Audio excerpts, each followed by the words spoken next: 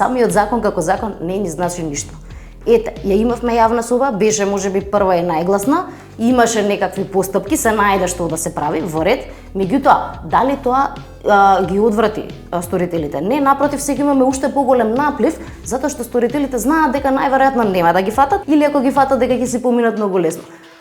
Маргинализираните категории се секогаш се многу поизложени на ваквите ситуации.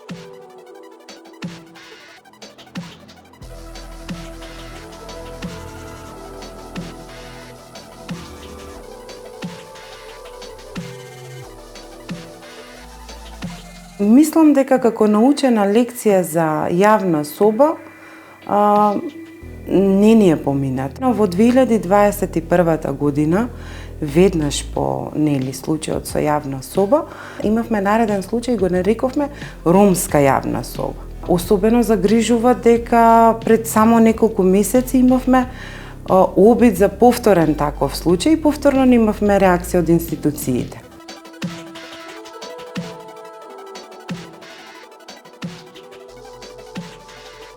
Младите луѓе навистина не се свесни за ризиците со кои може да се соочат и најчесто стануваат свесни од како веќе ќе настане некоја повреда, некаква злоупотреба. Свесни сме дека начинот на кој се комуницира сега често доведува до тоа и до злоупотреба на фотографии кои се споделувале. И проблемот се појавува во тоа што ние како општество се уште не сме спремни да го прифаќаме новиот начин на живот и наместо оној кој ги споделил и кој ги злоупотребил фотографиите да биде осуден од општеството, кај нас осудена е жртвата, онаа која треба да биде заштитена на некој начин.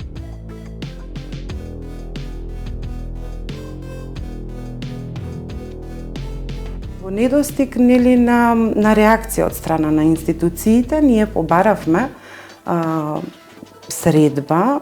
Морам да признам дека стапивме во контакт со лицата кои што ги вршеа овие дела и некако пробавме да бидеме медијаторот помеѓу се во ова со цел да престанат овие напади кон жените, затоа што тоа може да повлече низа на одредени ризици за останатите жени кои што се образуваат, а при тоа целта ни е да ги унапредиме жените ромки еднакво со сите останати.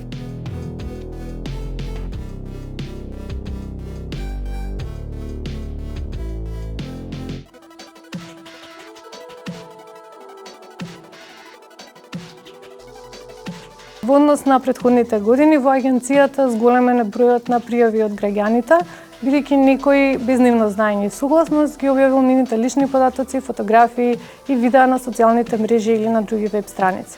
Значи, агенцијата редовно апелира до граѓаните да внимаваат и да не ги доставуваат своите податоци преку интернет на непознати или недоволно познати лица и исто така да ги заштитат профилите на социјалните мрежи преку поставување на нагодувања кои ја штитат нивната приватност.